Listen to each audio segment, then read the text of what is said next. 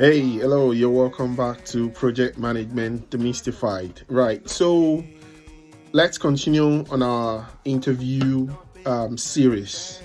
And in this episode, I think we can say this is episode 11 of the interview series. And let's try to answer the question, maybe something that has to do with, say, decision making.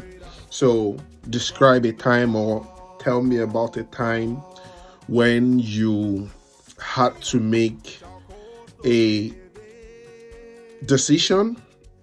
I wanted to say difficult decision, but let's just say a decision, and what what impact what was the impact of your decision, or what was the outcome of your decision, and what did you learn?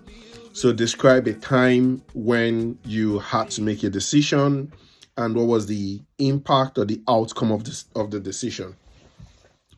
So one thing we need to know about competency based or behavioral based interview questions is that the same question can be asked to different levels of candidates.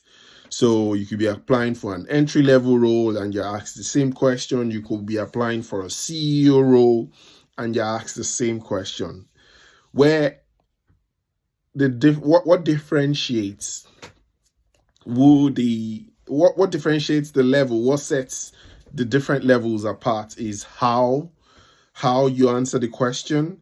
So if I'm asked, describe a time when I had to make a decision and what was the impact or the outcome of the decision. So I can say there was a time that I was in my team, I was managing a product, and I had to make a decision between two products. And I considered the customer, I considered what were the needs of the customer, I focused on the customer, tried to help the customer. That you can lay it down like that, and that's a good response, depending on the level.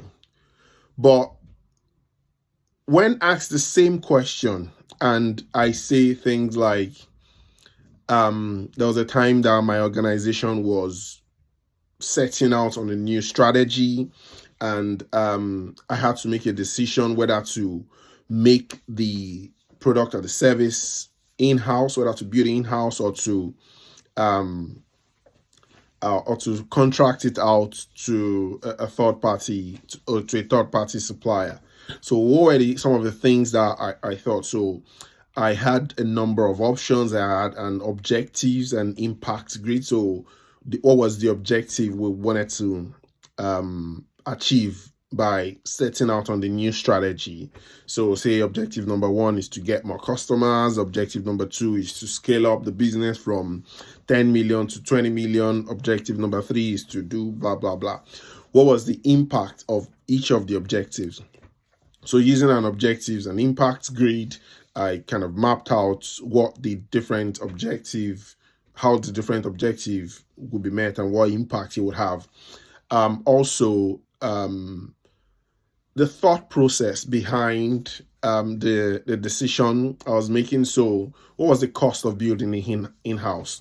What were the people I reached out to? How did I gather the information? What research did I do to arrive at the decision? So maybe externally it costed £2 million, but if we had to build it internally, it would have been more expensive because we didn't have the skills, and we had to build up and upskill the skills in-house. But maybe the third party organizer or supplier had an off-the-shelf system that they would just sell to us and come and implement and kind of hand hold us through that journey. So you can see the difference. So there's research in both responses. There is focusing on the objective we want to achieve, on the things we want to achieve in both and responses. But the scale of the responses are different. They're very different. So the first one is focusing on customer or customers and focusing on a size of the size of the decision, the the impact of the decision is not as significant as the second response, looking from a strategic point of view, being like a top level in an organization compared to playing in a league that's not that high. I hope that would help someone, give some people some context into answering interview questions, competency-based interview questions. So they want to know your thought process behind the decision. What were the pros and the cons you considered? So they're not interested in what went well. It's more about what did you learn. So what did you learn from that decision making process? So maybe eventually the decision you made was not even the right decision on reflection or in hindsight. You can present that in such a way that it will show that you're someone that is self-aware and you took learnings away, and then if you are taken on board in the organization, you will never make that kind of mistake again. So maybe I'll just leave it there. I hope people have been able to pick up one or two things that they can apply to their interview. I'll see you on the other side. Cheers. Bye-bye.